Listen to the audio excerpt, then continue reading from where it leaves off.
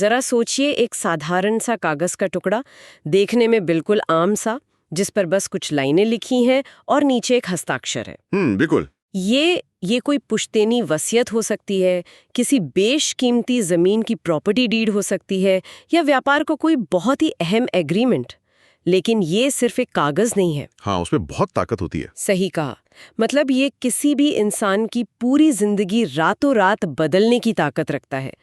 एक पल में कोई सड़क से उठकर करोड़पति बन सकता है, या कोई अपने ही बनाए हुए पुश्तैनी घर से हमेशा के लिए बेदखल हो सकता है। और यही सबसे डरावना हिस्सा है। बिल्कुल।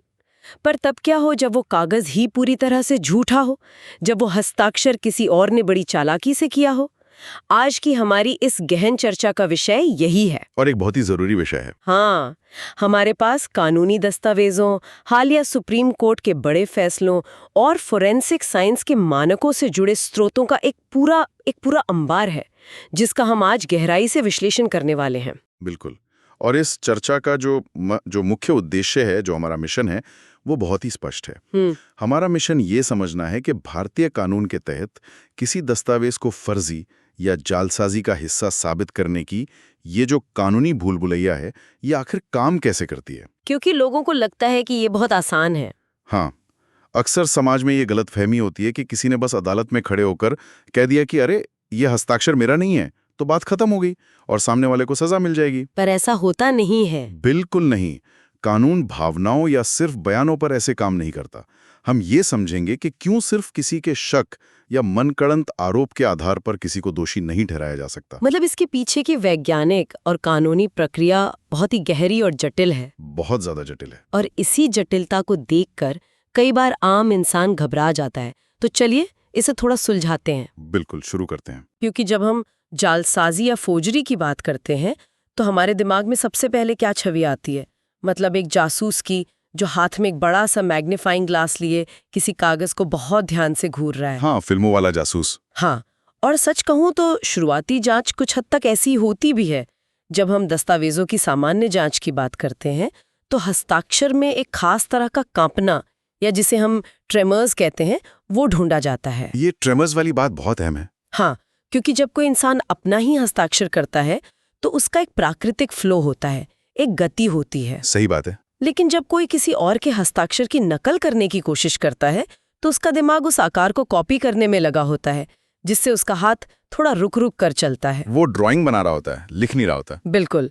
इसके अलावा पेन का कागज पर दबाव कैसा है, अक्षरों का झुकाव किस तरफ है, इंक कहाँ ज्यादा छूटी है, इन सब चीजों को बहुत ही पैनी नजर से देखा जाता है। ये जो आपने फ्लो और गति की बात कही ना, ये बिल्कुल सटीक है, क्योंकि नकल करने वाले का पूरा ध्यान ड्राइंग बनाने पर होता है। लेकिन आज के समय में ये जासूसी सिर्फ मैग्नीफाइंग ग्लास या एक इंसान की पैनी नजर तक सीमित नहीं रह गई है। हाँ, विज्ञान बहुत आगे बढ़ गया है। विज्ञान ने इस धोखे को पकड़ने के लिए बहुत ही एडवांस्ड और अचूक तरीके निकाल लिए हैं। जब कोई संदिग्ध मामला फोरेंसिक जांच के लिए जाता है तो वहां यूवी और आईआर लाइट यानी अल्ट्रावायलेट और इंफ्रारेड लाइट का इस्तेमाल होता है। अच्छा, रोशनी से जांच होती है। हाँ, और इसके अलावा एक बहुत ही आधुनिक मशीन होती है जिसे वीडियो स्पेक्ट्रल कंपैरेटर या शॉर्ट में वीएससी कहते हैं। ये वीएससी क्या करता है? मान लीजिए किसी ने कोई शब्द लिखकर उसे बहुत सफाई से मिटा दिया है, या एक स्याही के ऊपर किसी दूसरी कंपनी के पेन की स्याही चला दी है, जो कि नंगी आंखों से बिल्कुल एक जैसा दिखेगा। बिल्कुल, नंगी आंखों से कोई अंतर नजर ना आए, लेकिन वीएससी तकनीक उस स्याही के रासायनिक घटकों को पढ़ लेती है। अरे वाह! वो तुरंत स्क्रीन पर दिखा देती है कि देखिए यहाँ 2 अलग-अलग पेन का इस्तेमाल हुआ है। और इससे भी एक कदम आगे एक बहुत ही दिलचस्प तकनीक है इलेक्ट्रोस्टैटिक डिटेक्शन apparatus, जिसे फोरेंसिक की भाषा में ESDA कहते हैं। ये ESDA का नाम तो बहुत भारी भरकम लग रहा है। इसका काम क्या है? क्या ये कागज की उम्र का पता लगाता है? नहीं, इसका काम इससे भी कहीं ज्यादा दिलचस्प है। इसे एक बहुत ही आम जीवन के उदाहरण से समझते हैं। मान लीजिए कोई व्यक्ति एक नोटपैड पर कुछ लिख रहा है। ठीक है। उसने पहले पन्ने पर एक जाली एग्रीमेंट का ड्राफ्ट लिखा और फिर किसी वजह से उस पन्ने को फाड़कर फेंक दिया। ओके, तो सबूत मिट गया? उसे लगा कि सबूत मिट गया। अब जो नोटपैड का दूसरा पन्ना बचा है उस पर कोई स्याही तो नहीं है, लेकिन उस व्यक्ति के पेन के दबाव की वजह से उस खाली पन्ने पर कुछ छिपे हुए निशान बन जाते हैं। ओहो, हिडन इंडेंटेशंस। बिल्कुल, जो आसानी से नहीं दिखते। ESDA तकनीक इन्हीं छिपे हुए निशानों को पढ़ लेती है।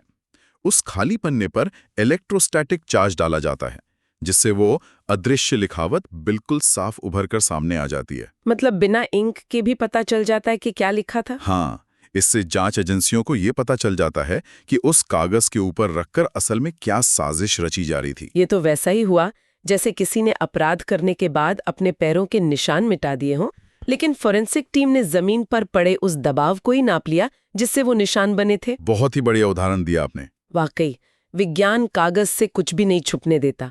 लेकिन आज के दौर में तो कागज का इस्तेमाल वैसे भी कम हो गया है।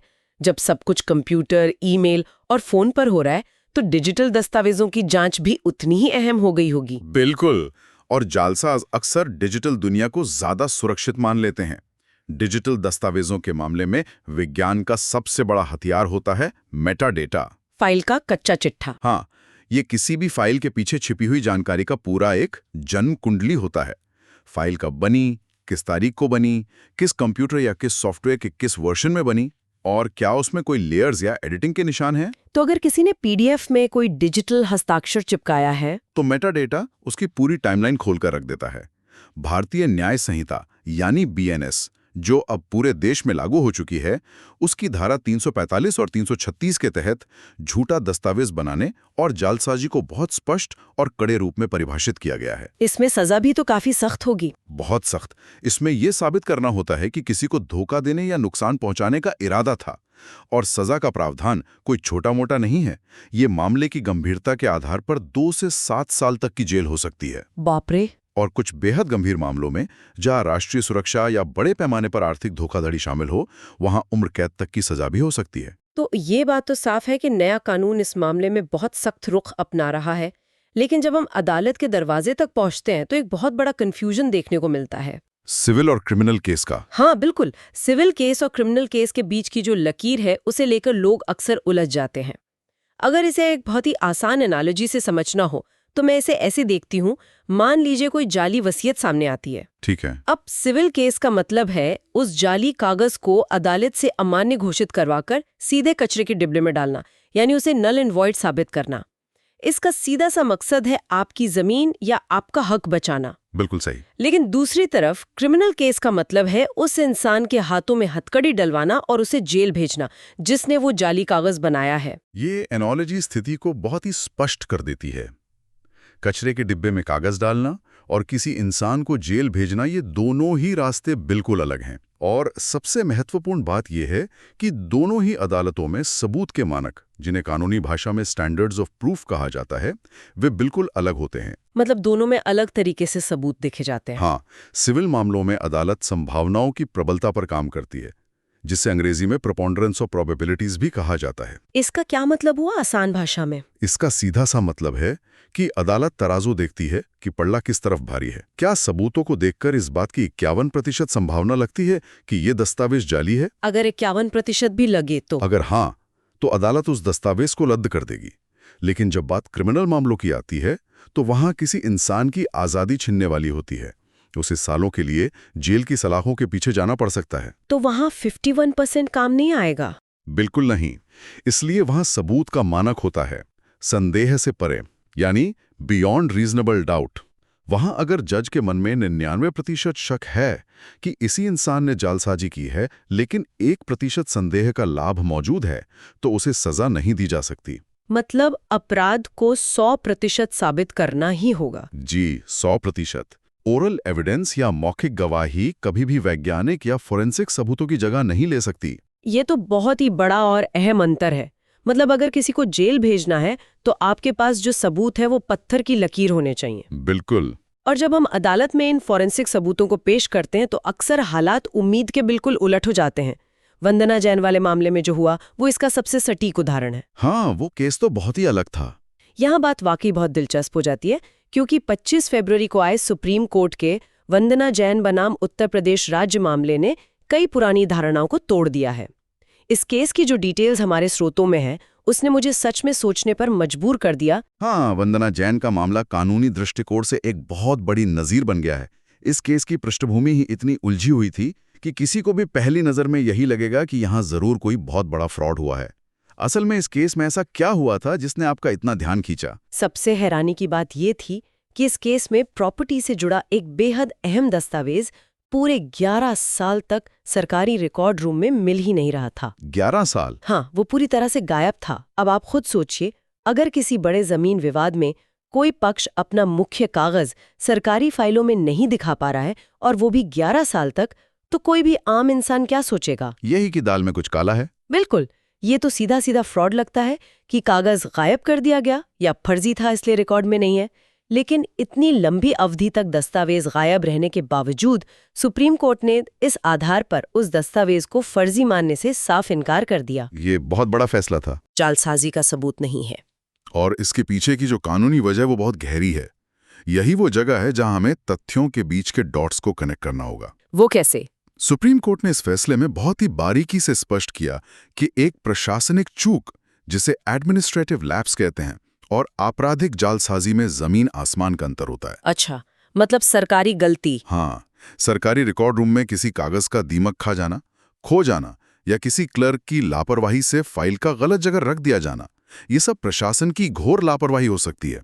इसकी जांच होनी चाहिए। लेकिन इसे अपराध नहीं मान सकते। क्या महज इस लापरवाही के आधार पर यह मान लिया जाए कि किसी इंसान ने जानबूझकर फर्जीवाड़ा किया है? बिल्कुल नहीं। यहीं पर कानून का एक बहुत ही मौलिक सिद्धांत सामने आता है, जिसे मेंस रिया कहते हैं। मेंस रिया मतलब उस काम को करने के पीछे की आपराधिक मंशा या इरादा। बिल्कुल सही। मेंस रिया का मतलब है डिसऑनेस्ट इंटेंट, यानी बेईमानी या धोखाधड़ी का इरादा।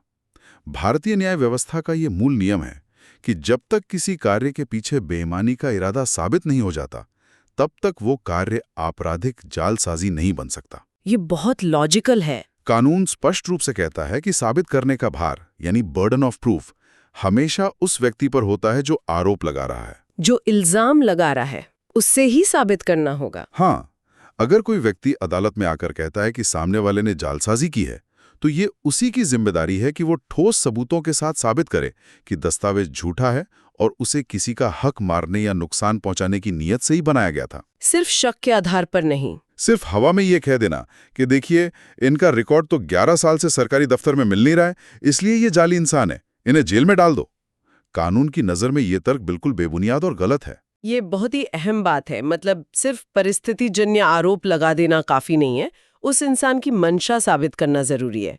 लेकिन रुकिए, जब हम मंशा साबित करने की बात करते हैं और अदालतें फोरेंसिक साइंस या हैंडराइटिंग एक्सपर्ट्स का सहारा लेती हैं, तो वहां भी चीजें इतनी ब्लैक एंड व्हाइट नहीं होती। बिल्कुल नहीं। हमारे स्रोतों में कुछ ऐसे ऐतिहासिक फैसले हैं जो ये बताते हैं कि विज्ञान की रिपोर्ट पर भी आंख मूंद कर भरोसा नहीं किया जा सकता। ये इस पूरी चर्चा का मेरा सबसे पसंदीदा हिस्सा है, क्योंकि यहाँ हमें कानून और विज्ञान के बीच के टकराव की बारीक डिटेल्स देखने को मिलती हैं। अगर हम सुप्रीम कोर्ट के मुरारी लाल बनाम मध्य प्रदेश राज्य और मगन बिहारी लाल जैसे ऐतिहासिक मामलों का विश्लेषण करें, तो एक बहुत ही चौंकाने वाली बात सामने आती है। क्या बात है वो? आमतौर पर समाज में ये धारणा है कि हस्ताक्षर का मिलान करना बिल्कुल फिंगरप्रिंट मिलाने जैसा है।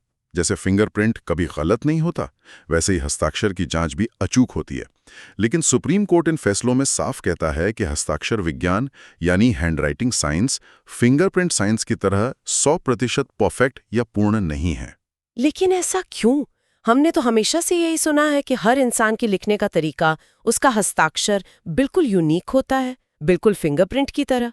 तो फिर अदालत इसे परफेक्ट क्यों नहीं मानती? इंसान का अंदाज यूनिक जरूर होता है, लेकिन वो एक मशीन की तरह स्थिर नहीं होता। वो लगातार बदलता रहता है। सोचिए, एक व्यक्ति ने 25 साल की उम्र में कोई एग्रीमेंट साइन किया और फिर 60 साल की उम्र में कोई वसीयत साइन की। हाँ, उम्र का असर तो पड़ेगा। उसकी उम्र के साथ हाथों की मांसपेशियों में बदलाव आएगा। अगर उसे कोई बीमारी है तो हाथों में कंपन आ सकता है। वो खड़े होकर जल्दबाजी में किसी कागज पर हस्ताक्षर कर रहा है या आराम से बैठकर कर रहा है। यहाँ तक कि उसने किस तरह के पेन का इस्तेमाल किया है, इन सब वजहों से इसके हस्ताक्षर में बहुत सारे प्राकृतिक बदलाव आ जाते हैं। अच्छा, इसलिए ये फिंगरप्रिंट से अलग है। इसीलिए फिंगरप्रिंट, जो इंसान के जन्म से लेकर मृत्यु तक कभी नहीं बदलता, उसे अदालत में पक्का सबूत माना जाता है। लेकिन हस्ताक्षर विज्ञान में हमेशा एक मार्जिन ऑफ एरर यानी गलती की गुंजाइश होती है। अदालतें इस बात को बखूबी मानती हैं कि जो फोरेंसिक एक्सपर्ट रिपोर्ट बना रहा है वो भी आखिर एक इंसान है और उसकी राय गलत भी हो सकती है। अगर ऐसा है कि एक्सपर्ट से भी गलती हो सकती है, तो फिर अदालत इस विज्ञान पर भरोसा ही कैसे करती है? मुझे हमारे स्रोतों में फखरुद्दीन केस का जिक्र मिला, जहां इसी बात पर लंबी बहस हुई थी कि एक जज आखिर एक्सपर्ट की बात को किस तरह से तोलता है। जी क्या जज महज रिपोर्ट देखकर फैसला सुना देते हैं? बिल्कुल नहीं। और यही फखरुद्दीन केस की सबसे बड़ी सीख थी। सुप्रीम कोर्ट ने बहुत स्पष्ट कर दिया था कि जो एक्सपर्ट ओपिनियन होता है वो महज एक राय है, कोई अंतिम फैसला नहीं। जज अपनी अक्ल भी लगाते हैं? जज उस राय को मानकर सीधा हथखड़ी का आदेश नहीं देते। भारतीय साक्ष्य अधिनियम, जो अब भारतीय साक्ष्य अधिनियम 2023 के रूप में लागू है, उसकी धारा 73 के तहत कोर्ट को खुद अपनी आंखों से असली और विवादित हस्ताक्षर की तुलना करनी होती है। कोर्ट खुद वेरीफाई करता है? जज एक्सपर्ट की रिपोर्ट को पढ़ते हैं और फिर खुद देखते हैं कि क्या एक्सपर्ट की बातें कागज पर सचमुच नजर आ रही हैं। जज अदालत में एक्सपर्ट से सवाल जवाब करते हैं कि आपने ये निष्कर्ष क्यों निकाला, इसके पीछे आपका वैज्ञानिक आधार क्या है। और सिर्फ रिपोर्ट पर सजा नहीं होती। बिल्कुल, सिर्फ और सिर्फ फॉरेंसिक रिपोर्ट के आधार पर कभी भी किसी को सजा नहीं सुनाई जाती। इसे कानूनी भाषा में कॉरबोरेशन की जरूरत होती है। मतलब अन्य सबूतों का उस रिपोर्ट का समर्थन करना जरूरी है। हाँ बिल्कुल। अगर फॉरेंसिक एक्सपर्ट कह रहा है कि हस्ताक्षर जाली हैं, तो पुलिस को अन्य सबूत भी जुटाने होंगे। क्या उस वक्त की कोई सीसीटीवी फुटेज है? या कोई गवाह हो? क्या कोई ऐसा चश्मदीद गवाह है जिसने उस व्यक्ति को जाली हस्ताक्षर करते हुए अपनी आंखों से देखा हो? क्या उस इंसान का कोई बहुत बड़ा मकसद था वो जालसाजी करने का, जैसे कोई बहुत बड़ा आर्थिक फायदा? सारे डॉट्स कनेक्ट होने चाहिए। जब ये सारे सबूत एक कड़ी की तरह जुड़ते हैं और एक्सपर्ट की रिपोर्ट का समर्थन करते हैं, तभी क्रिमिनल केस में सजा मुकर्रर होती है, केवल एक रिपोर्ट के दम पर नहीं। समझ गई। और यहाँ एक और ऐसा तथ्य है जो शायद बहुत से लोगों के लिए एक आहा मोमेंट होगा। वो क्या है? आज के समय में हर नुक्कड़ पर फोटोकॉपी की दुकान है और बहुत से लोग सोचते हैं कि किसी भी दस्तावेज की फोटोकॉपी निकालकर उस पर हस्ताक्षर का मिलान आसानी से फोरेंसिक लैब में किया जा सकता है। हाँ, लोग अक्सर फोटोकॉपी ही तो ले जाते हैं। लेकिन हाल ही के दो बड़े फैसलों, नवंबर 2025 का हुसैन बिन अवाज मामला और मार्च 2025 का सी कमलक्कन्नन मामला, इसमें सुप्रीम कोर्ट ने इस भ्रम को पूरी तरह से तोड़ दिया है। कोर्ट ने साफ कर दिया है कि जाली हस्ताक्षर मिलाने के लिए हमेशा मूल कॉपी यानी ओरिजिनल दस्तावेज का होना ही अनिवार्य है। मतलब अगर मेरे पास एक बहुत ही साफ और हाई रेजोल्यूशन वाली फोटोकॉपी है, तब भी वो अदालत में नहीं चलेगी? वो पूरी तरह से अमान्य है, उसकी कोई कानूनी अहमियत नहीं है। ऐसा क्यों? कारण बहुत वैज्ञानिक है। फोटोकॉपी मशीन सिर्फ कागज की ऊपरी सतह की तस्वीर लेती है। ओरिजिनल इंक ने कागज के रेशो को कितनी गहराई तक छुआ है, लिखते समय पेन का दबाव कितना था, स्याही कहाँ ज्यादा बही है, ये सब फोटोकॉपी में पूरी तरह से फ्लैट या समतल हो जाता है। 3D से 2D हो जाता है। बिल्कुल। इसलिए ओरिजिनल कागज के बिना कोई भी फॉरेंसिक जांच अदालत में 1 मिनट भी नहीं टिक सकती। और इसके साथ ही जिस हस्ताक्षर से आप उस जाली हस्ताक्षर की तुलना कर रहे हैं, वो एडमिटेड स्पेसिमेन होना चाहिए। एडमिटेड स्पेसिमेन मतलब कोई ऐसा पुराना बैंक रिकॉर्ड, पासपोर्ट या सरकारी आईडी जिस पर दोनों पक्ष अदालत में सहमत हों कि हाँ, ये हस्ताक्षर बिल्कुल असली है। आप किसी भी रैंडम कागज की फोटोकॉपी उठाकर फॉरेंसिक लैब को नहीं भेज सकते। तो इन सब का क्या मतलब है?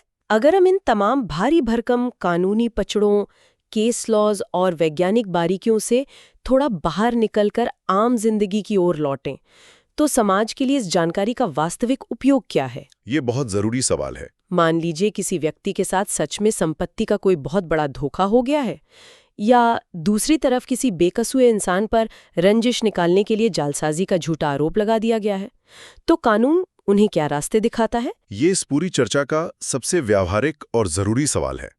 हमारे स्रोतों के आधार पर इसके बहुत ही स्पष्ट और कारगर दिशा निर्देश मौजूद हैं। चलिए इसे दोनों नजरियों से देखते हैं। ठीक है, पहले पीड़ित की बात करते हैं। पहला, अगर कोई व्यक्ति वाकई जालसाजी का शिकार हुआ है और उसकी जमीन या संपत्ति खतरे में है, ऐसे में सबसे पहला कदम है नए कानून BNS की संबंधित धाराओं के तहत पुलिस स्टेशन जाकर तुरंत FIR दर्ज कराना। उसके बाद? इसके बाद जांच अधिकारी से उस विवादित दस्तावेज की स्वतंत्र फोरेंसिक जांच कराने की लिखित मांग करना। लेकिन सबसे जरूरी बात, सिर्फ पुलिस और क्रिमिनल केस के भरोसे मत बैठिए, क्योंकि उसमें सालों लग सकते हैं। तो संपत्ति कैसे बचाएं? अपनी प्रॉपर्टी या अधिकारों को तुरंत बचाने के लिए उस व्यक्ति को समानांतर रूप से सिविल कोर्ट का दरवाजा खटखटाना होगा। एक सिविल सूट फाइल करके उस जाली डीड को कानूनी रूप से शून्य या अमान्य घोषित करवाने की प्रक्रिया शुरू करें, जो नल एंड वॉइड वाली बात हमने की थी। हाँ, और इससे भी ज्यादा जरूरी, अदालत से तुरंत एक स्टे ऑर्डर की मांग करें, ताकि जब तक केस चल रहा है कोई भी जालसाज उस जाली कागज के आधार पर आपकी मेहनत की प्रॉपर्टी को आगे किसी और को बेच ना सके। ये तो हुई उस व्यक्ति की बात जिसके साथ सचमुच धोखा हुआ है। लेकिन जैसा कि हमने समाज में अक्सर देखा है, कई बार लोग पुरानी दुश्मनी निकालने के लिए या किसी जमीन विवाद में सामने वाले पर नाजायज दबाव बनाने के लिए पूरी तरह से झूठे आरोप भी लगा देते हैं। हाँ, ये बहुत आम है। अगर किसी बेकसूर इंसान पर जालसाजी का मनगढ़ंत और झूठा आरोप लगा दिया गया है, तो वो खुद को इस कानूनी चक्रव्यूह से कैसे बचाए? अगर आरोप पूरी तरह से झूठा है, तो बचाव के भी उतने ही मजबूत और धारदार तरीके कानून में मौजूद हैं। सबसे पहला और प्रभावी हथियार है सीआरपीसी की धारा 482 या नए कानून भारतीय नागरिक सुरक्षा संहिता के तहत इसका समकक्ष प्रावधान। इससे क्या होता है? इसके जरिए वो व्यक्ति निचली अदालत में सालों बर्बाद करने के बजाय सीधे अपने राज्य के हाई कोर्ट का दरवाजा खटखटा सकता है और उस झूठी एफआईआर को रद्द या क्वाश करवाने की मांग कर सकता है। हाई कोर्ट सीधे केस बंद कर सकता है? बिल्कुल। दूसरा सबसे कारगर तरीका है देरी का तर्क। हमने अक्सर देखा है कि सिविल विवादों में लोग 15-20 साल पुराने दस्तावेजों को अचानक से आज जाली बताने लगते हैं। हाँ, इतने साल बाद अचानक याद आता है। ऐसे में अदालत के सामने ये बहुत मजबूत तर्क दिया जा सकता है कि इतने सालों तक ये लोग चुप क्यों बैठे थे। ये अनुचित देरी ही इस बात का सबसे बड़ा सबूत है कि इनकी नीयत ठीक नहीं है और ये सिर्फ परेशान करना चाहते हैं। ये तो कॉमन सेंस की बात है। और तीसरा तरीका, जिसकी हमने अभी विस्तार से चर्चा की, वंदना जैन केस का हवाला देकर अदालत में ये साबित करना कि इस पूरे मामले में मेंस लिया यानी किसी भी प्रकार की आपराधिक मंशा या धोखाधड़ी का इरादा था ही नहीं। मेंस रिया साबित करना बहुत जरूरी है। लेकिन यहाँ मैं बहुत सख्त लहजे में एक चेतावनी भी याद दिलाना चाहूंगा। जी बताइए। जो लोग ये सोचते हैं कि वे किसी पर भी हवा में झूठा आरोप लगाकर उसे सालों तक कोर्ट कचहरी के चक्करों में उलझा देंगे, उन्हें अब बहुत सावधान हो जाना चाहिए। हाल के समय में अदालतों का ताज़ा रुझान ऐसे मामलों को लेकर बहुत ही सख्त है। जुर्माना लग सकता है। झूठी एफआईआर दर्ज कराने वालों पर या अदालत का समय बर्बाद करने वालों पर अब भारी जुर्माना लग सकता है और उनके खिलाफ भी दंडात्मक कार्रवाई शुरू हो सकती है। सर्वोच्च अदालतों ने बार बार एक ही बात दोहराई है कि किसी के मन का शक या उसकी कल्पना कभी भी अदालत में सबूत की जगह नहीं ले सकती। तो अगर हम आज की इस पूरी गहन चर्चा के अहम बिंदुओं को समेटें तो तस्वीर बिल्कुल साफ नजर आती है। किसी भी दस्तावेज को जाली साबित करना कोई बच्चों का खेल या महज एक आरोप भर नहीं है। बिल्कुल नहीं। इसके लिए सिर्फ शक, पुरानी रंजिश या हवाई बातें अदालत में बिल्कुल काम नहीं आती। जालसाजी साबित करने के लिए ठोस वैज्ञानिक सबूत चाहिए, एक प्रमाणित फोरेंसिक एक्सपर्ट की रिपोर्ट चाहिए जिसे जज खुद अपनी आंखों से और अपने अनुभव से परखें। और मंशा भी। हाँ, ये साबित करना होगा कि उस कार्य के पीछे मेंस रिया यानी उस इंसान की आपराधिक मंशा थी। और सबसे बड़ी बात जो आज के इस डिजिटल और फोटोकॉपी के जमाने में लोग अक्सर भूल जाते हैं, आपको वो असली ओरिजिनल दस्तावेज अदालत के सामने हर हाल में पेश करना ही होगा। बिना ओरिजिनल कागज के आपकी सारी जांच और सारी मेहनत अदालत की चौखट पर ही पानी में मिल सकती है। बिल्कुल सटीक और संपूर्ण सारांश। लेकिन आज की इस चर्चा को खत्म करने से पहले मैं एक ऐसा विचार छोड़ना चाहता हूं जो आज की इस पूरी स्थापित कानूनी और वैज्ञानिक व्यवस्था पर भविष्य का एक बहुत बड़ा सवालिया निशान लगाता है। वो क्या है? आज हमने बहुत विस्तार से देखा कि हमारी अदालतें, हमारा कानून और हमारा विज्ञान एक इंसान के हाथ से की गई जालसाजी को कैसे पकड़ता है। हम पेन का दबाव नापते हैं, स्याही की रासायनिक जांच करते हैं, अक्षरों का झुकाव देखते हैं। हाँ, हमने साइंस को अच्छे से समझा। लेकिन जरा सोचिए, आज हम जिस तेज रफ्तार युग में जी रहे हैं, वहां आर्टिफिशियल इंटेलिजेंस, एआई और डीप फेक तकनीक हर बीतते दिन के साथ भयंकर रूप से विकसित हो रही है।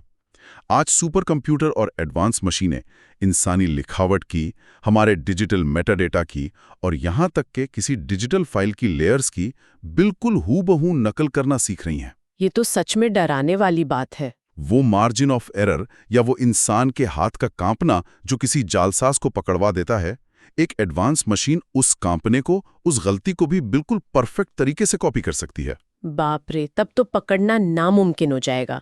तो सबसे बड़ा सवाल ये है, क्या आने वाले समय में हमारे ये सदियों पुराने कानूनी मानक, हमारे ये वर्तमान फोरेंसिक साइंस के तरीके एक सुपर एडवांस मशीन के रचे गए धोखे को पकड़ पाएंगे, या फिर भविष्य में हमें न्याय और जालसाजी की पूरी परिभाषा को इस सिरे से बदलना पड़ेगा? ये सवाल वाकई सोचने पर मजबूर कर देता है।